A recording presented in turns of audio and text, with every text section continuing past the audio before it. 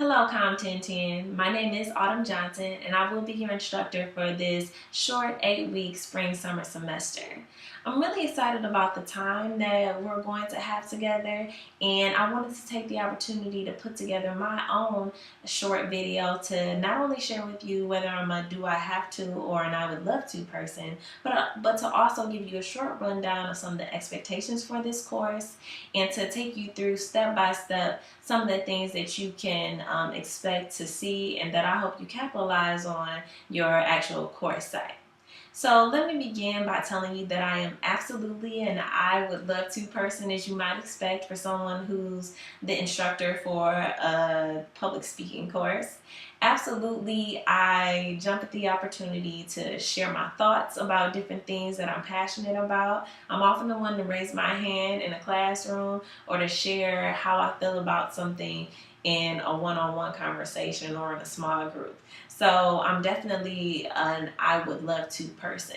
But that doesn't mean that I don't experience some do I have to anxiety from time to time. So I often find myself having hot flashes or saying one or two many times than I initially planned on doing.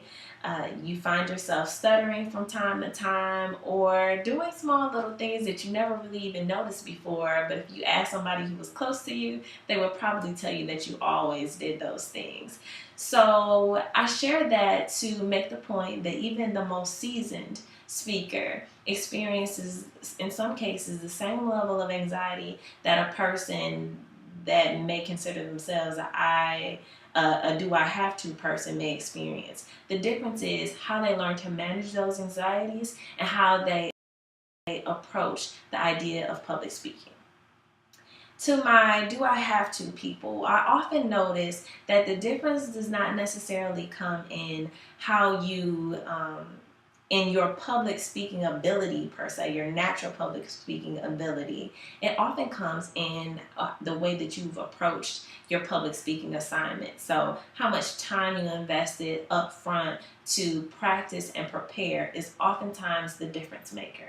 So for whatever reason that you decided to join in this class in an online fashion, whether it be you recently had a child or the kids are home for the summer, or it just happens to work the best with your work schedule, or you may be someone who has a strong accent or English is not your first language and you don't feel as comfortable doing live speeches with an actual audience of your classmates. I encourage you not to look at this class as a getaway from doing a speech in front of a live audience, but just delivering your speech in a different form because all of your classmates will still be watching this. And I encourage you to understand that just because you're giving your speech to a webcam doesn't mean that you don't experience that a similar form of anxiety and that other people still won't see it. So still challenge yourself, and this is why I built this directly into our class, to create an audience for yourself. So even though it won't be a classroom full of 30 sets of eyes looking at you, I encourage you to use 2, 3, 4, or more people as opportunities to get feedback beyond what your classmates and myself will be providing to you. Next, I want to kind of give you a sense of the fact that I know you probably looked at the course calendar and the syllabus and thought, we're being pretty ambitious. And I want you to know that we are being ambitious. We want you as a department to get a good, strong grasp of not only public speaking, but oral communication in general. Because many of our students don't just face challenges with giving public speeches, they also experience anxiety in interviews that may be one-on-one or in small groups, speaking out in the classroom, or any myriad of different types of situations. And so we want you to get strong in all of those different spaces, which meant that we had to hold on to much of what we teach in our 16-week courses. But I do want to always make sure that I'm being mindful and sensitive of the workload. So I have randomly selected 3 or 4 students who will give me feedback at weeks 2 or 3 to just make sure we don't need to make any adjustments at that point in the semester.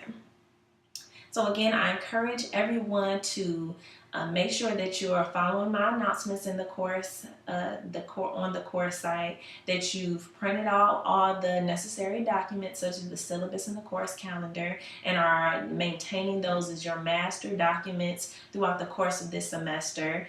I also want you to continue to challenge yourself in coming up with more and more exciting and engaging topics, and that you make it your commitment to select topics that not only interest you, but they're also relevant to the class. So does that mean always selecting something that we would necessarily agree with? Absolutely not.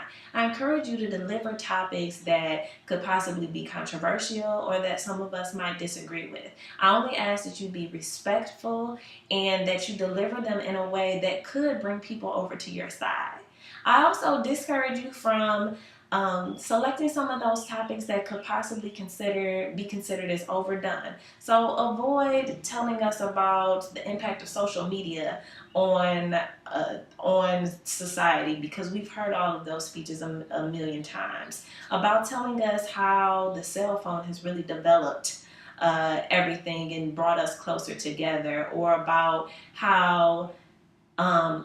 smoking or texting while driving. Those four areas we hear pretty regularly, and we want to step outside of that box and hear about some other things. I know you have a million different interests. I know you have thousands of things that you like to talk about throughout the day. So I want to hear about some of those. And that's what the very first speech, the narrative speech, gives you an opportunity to share a small piece of what your story is. So as you begin going through that process, select something about you or something about your life that you think will really tell us about you. So make sure you select something that you're comfortable with sharing. But I look forward to all of us having an opportunity beyond the very, very short icebreaker to give us a good sense of what you are all about.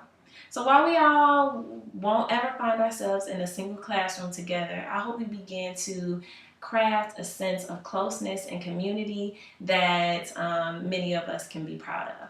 So I look forward to these 8 weeks of spending together. I'll see you again soon, and I look forward to the progress that you'll make from today until June 25th. Have a great day.